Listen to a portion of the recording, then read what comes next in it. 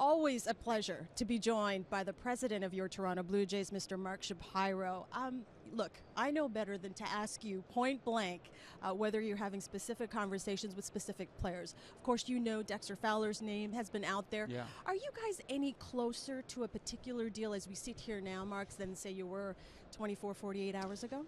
Oh, that's a tough one. Did you see the way I did that? That's a tough one because for me, I never really feel like deals are done till they're done. Okay. I don't feel like something's imminent right around the corner, and I do feel like this. If you really think about the trajectory of our offseason, it was identify a few players that fit very well for us, make some aggressive offers at those guys, and then understand that there is some depth to this market, and there is some time, and there's a lot of opportunity. And sometimes once you've gotten certain pieces in place, patience may be the best, may be rewarded for completing the ball club. So we do have work left to do. There's a lot of opportunity to improve, and there's still a lot of good alternatives out there, and we're having discussions with all of them. That was a very good answer, by the way. You know that the market's always changing. The market has changed for players like Edwin and Jose. And you know, until they sign with another team, they will be the hot topic of constant speculation. So let me ask you this. As far as Edwin's concerned, let's take Edwin, for example. With the way the lay of the land is now, as opposed to when we were coming into the winter meetings, will you consider re-engaging in any talks with his camp? Or, Mark, can you officially say that door has closed? Yeah. Well, we never have really disengaged. With Edwin, as we said, we made a very aggressive, what we thought fair initial effort before we did anything else to try to sign him. We understood him exercising the right that he's earned, to explore the market, but felt like we couldn't wait around. That wasn't the right thing to do. I will stick with, I thought, the way Ross has, termed it, which is it's very improbable, meaning for us to sign Edwin at this point, it's going to take maneuvering. It's going to take us moving a player or two. It's going to take us being ultra creative with his representative to get something done. So while we would never say it's impossible, we would never close the door, and we will continue to talk to them, it's pretty improbable at this point for us to get something done with Edwin. Speaking of being creative, we saw Jose's camp leave the suite. Yeah. I know you guys have talked. Are you interested in bringing Mr. Bautista back at all? Well, I mean, he fits one of the needs that we've got. There are, as I said at the outset, while we place a premium on the person he is and the contributions that he's given to the country and the city and the Blue Jay organization, we still need to look at complement the team as well.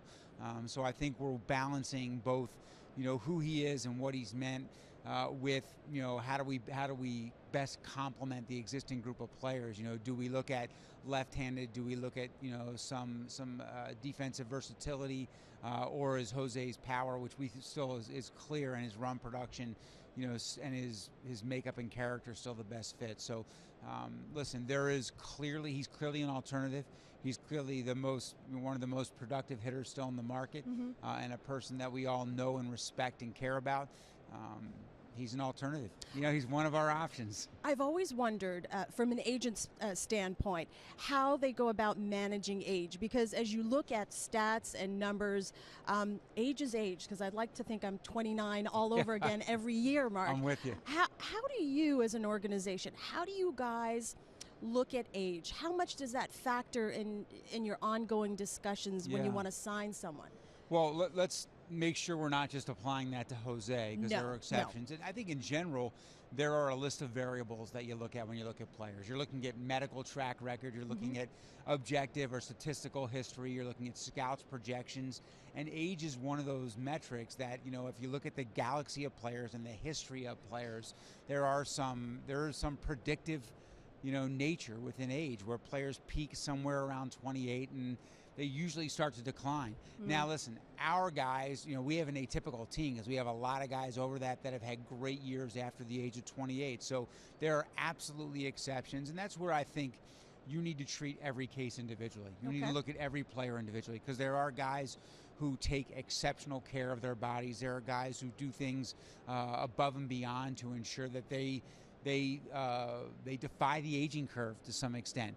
However, as you mentioned, at some point you can't outrun it, and No. at some point, Father Time is going to get us all. And in the case of players, it only ends their career as a player. It doesn't end, life for them. I always found it fascinating, Mark. Former GM J.P. Ricciardi would say to us, to get players to play in Canada, you got to play a premium, whether it be adding an extra year on their contract, giving them a few more $1 million, little bells and whistles.